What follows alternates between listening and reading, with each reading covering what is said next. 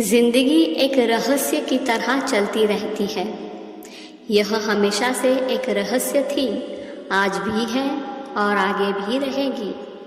अलग अलग समय पर हमें अलग अलग चीज़ें रहस्यमयी लगती हैं। हम इसके बारे में जितना ज़्यादा जानने की कोशिश करते हैं, यह उतना ही रहस्यमय होता जाता है, पहले से भी ज़्यादा।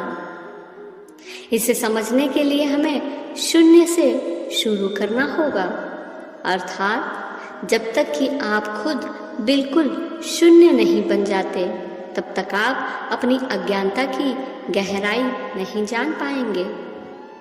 स्वयं को न जानना ही अज्ञानता है। खुद को जानना ही ज्ञान हासिल करने की शुरुआत है। आंतरिक अनुशासन जरूरी है।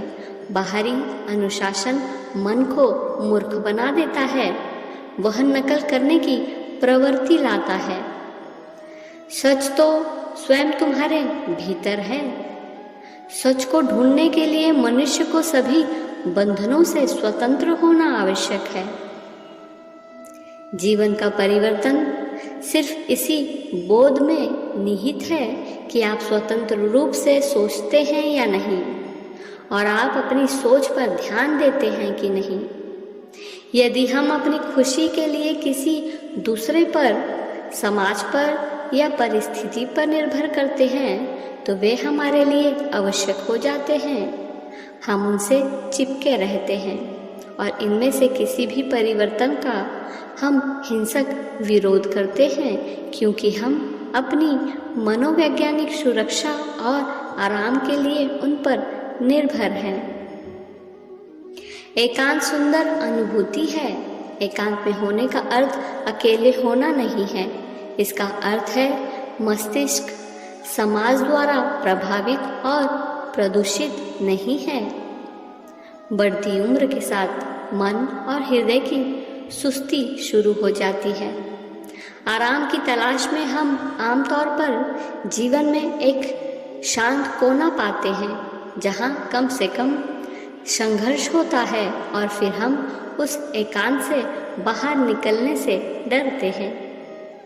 अज्ञानता से खराब स्थिति ज्ञान का उपयोग ना आना है।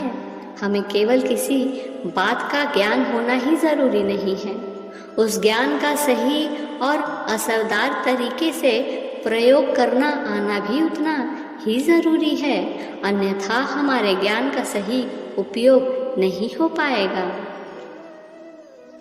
अज्ञान अंधकार स्वरूप है। दिया बुझाकर भागने वाला यही समझता है कि दूसरे उसे देख नहीं सकते, तो उसे ये भी समझ रखना चाहिए कि वह ठोकर खाकर गिर भी सकता है। ध्यान रहे, आध्यात्मिकता ही वह मार्ग है जो हमारी विचार शैली का कायाकल्प करता है और कमजोरियां व सीमाओं से मन को पार ले जाता है। आध्यात्मिकता का लक्ष्य होता है आत्मा से साक्षात्कार। लक्ष्य पाने के लिए आवश्यक है